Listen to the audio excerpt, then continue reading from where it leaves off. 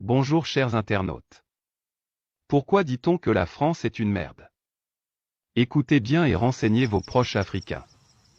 Quand Sékou Touré déclenche l'abandon de la France.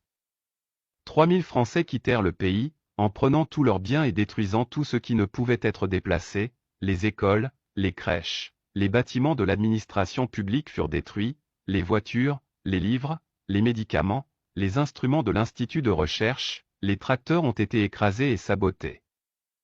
Les chevaux, les vaches dans les fermes ont été tuées, et les nourritures entreposées furent brûlées ou empoisonnées. Le but de cet acte scandaleux était bien évidemment, d'envoyer un message clair à toutes les autres colonies sur les conséquences du rejet de la France.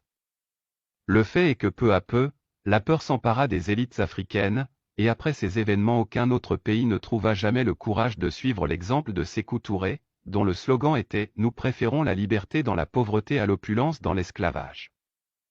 Pour les pays nouvellement indépendants il fallut trouver des compromis avec la France. Sylvanus Olympio, le premier président de la République du Togo, un petit pays des Afriques de l'Ouest, trouva une solution susceptible de calmer les Français, ne voulant pas continuer à subir une domination française, il refusa de signer le pacte colonial proposé par De Gaulle, mais accepta en contrepartie de payer une dette annuelle à la France pour les soi-disant avantages obtenus lors de la colonisation française. Ce furent les seules conditions de la France pour ne pas détruire le pays avant de partir. Toutefois, le montant estimé par la France était si grand que le remboursement de la soi-disant dette coloniale était proche de 40% du budget du pays en 1963. Dès lors, la situation financière du Togo tout juste indépendant fut très instable, et afin de se sortir de cette situation, décida de sortir du système monétaire franc CFA, imposé à 12 pays africains nouvellement indépendants. En effet, pour le président malien, qui se penchait plus vers une économie socialiste, il était clair que la colonisation qui perdurait avec ce pacte avec la France, devenait un piège, un fardeau pour le développement du pays. Le 19 novembre 1968, comme Olympio, Keïta sera victime d'un coup d'État mené par un autre ex-légionnaire français des Affaires étrangères, le lieutenant Moussa Traoré. De fait, durant cette période turbulente où l'Afrique combattait à se libérer du joug de la colonisation européenne, la France usera à nombreuses reprises de mercenaires anciennement affiliés à la Légion étrangère pour réaliser des opérations coup de poing contre les présidents nouvellement élus. Au 1er janvier 1966, Jean Bedel Bokassa, ex-légionnaire français, portait un coup d'État contre David Dacko, le premier président de la République centrafricaine. Le 3 janvier 1966. Maurice Yaméogo, le premier président de la République de Haute-Volta, aujourd'hui appelé Burkina Faso, a été victime d'un coup porté par Aboubacar Sangoulé Lamizana, un ex-légionnaire français qui a combattu avec les troupes françaises en Indonésie et en Algérie contre ces pays. L'indépendance le 26 octobre 1972 Mathieu Kérékou qui était un garde de sécurité au président Hubert Maga, le premier président de la République du Bénin, a porté un coup d'État contre le président.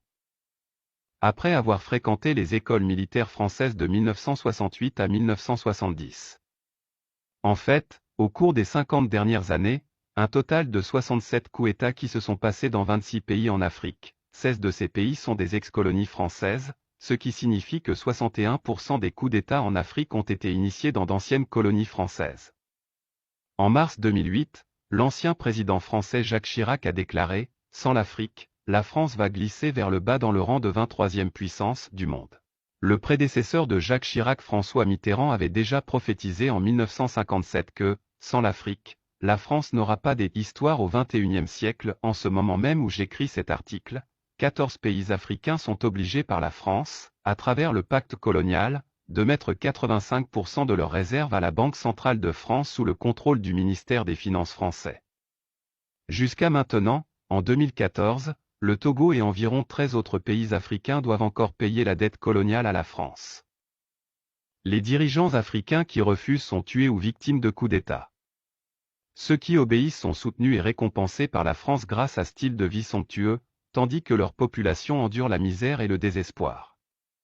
Un tel système maléfique est dénoncé par l'Union européenne, mais la France n'est pas prête à se passer de ce système colonial qui lui offre une trésorerie d'environ 500 milliards de dollars en provenance de l'Afrique, et ce par année. Nous accusons souvent les dirigeants africains de corruption et de servir les intérêts des nations occidentales,